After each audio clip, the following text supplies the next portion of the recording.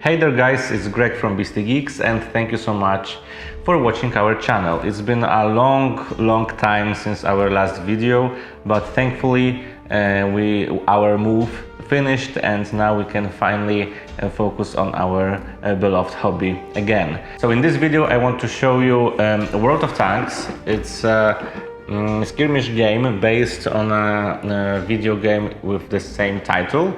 In World of Tanks you can control different nations and of course tanks and battle with your opponent for victory. So what I want to say is that in this copy, which I am going to show you, we have this basic set and also a few extra tanks from those small packs where you can buy just one tank in each of them. So all those tanks I am going to show you are not not all of them are in a core game. So without further ado, let's begin and let's check out what we can find and what we can expect playing World of Tanks. Game is taking some classics from other skirmish games and introduce some new or at least less common stuff. We get a deck of special cards representing critical damage, and every time you inflict or take a critical damage, such cards need to be attached to the tank. It's simple, yet it serves a very well contention and unpredictability, working nicely towards the game's theme at the same time. Another new stuff is the impact of your movement. Depending on if and how far you have moved, you will become a harder target to hit, but at the same time you lose extra advantage when firing from the standstill position. And when you manage to position yourself on one side of the enemy's tank, you gain another boost to your attack. Every boost and disadvantage is big enough to have an impact, but not an instant game changer. And each of them is the result of your playing and fine strategy. It's hard for us to speak about the immersion, because World War II is not our favorite era in history, and we definitely are more into gigantic mechs, for example. I do not know about you guys, but I spent my childhood building and fighting with robots, and plastic soldiers were used only to being crushed by zombie mechs. However, the game successfully translates the digital original, and once again Game Force 9 did a great job balancing mechanics and theme together without sacrificing anything on the way.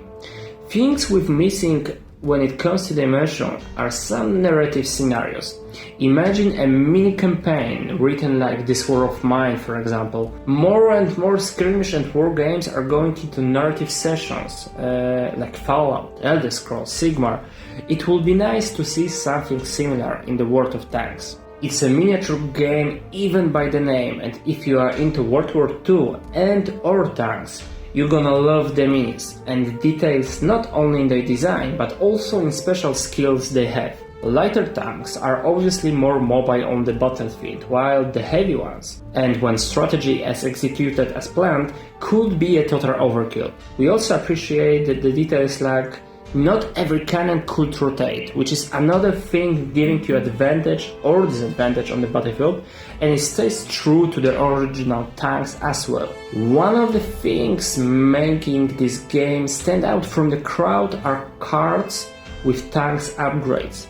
Variety of options is super high. We have stronger cannons, better drives, repair kits, even unique crew members and much more. Each card has its own cost added to the tank's cost, adding up to the points limit you defined for the session. This way the game starts even before the actual gameplay, and setup of your tanks is a huge part of any advanced session. Upgrade cards are responsible for this extra level of strategy, providing a lot of space for decision making, thinking and planning. I really appreciate the game's learning curve. Not only is the rulebook clear and full of examples, but also every rule, which could be simpler without compromising the level of strategy, is simplified. Entry level is so accessible that Greg explained to me the game in less than 10 minutes. And if you want to start really slow, we recommend playing your first session without any upgrade cards.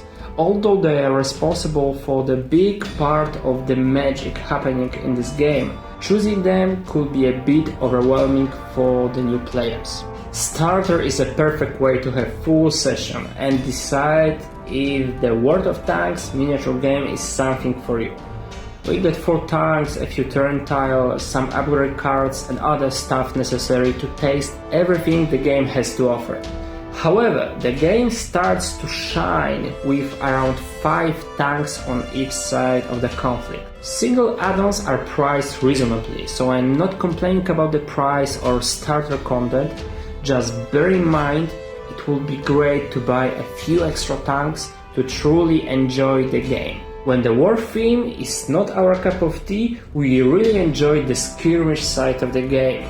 Accessibility, very fast gameplay and rich starter pack made World of Tanks a very decent choice for the first skirmish game, or some later one if you are missing something like this in your collection.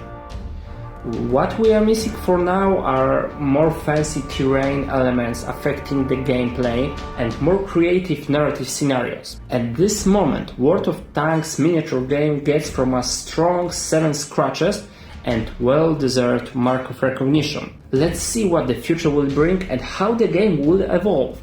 That's all for today, see you at the next game, and if you enjoy our content and honest approach to the games, subscribe to our channel and join us on Patreon.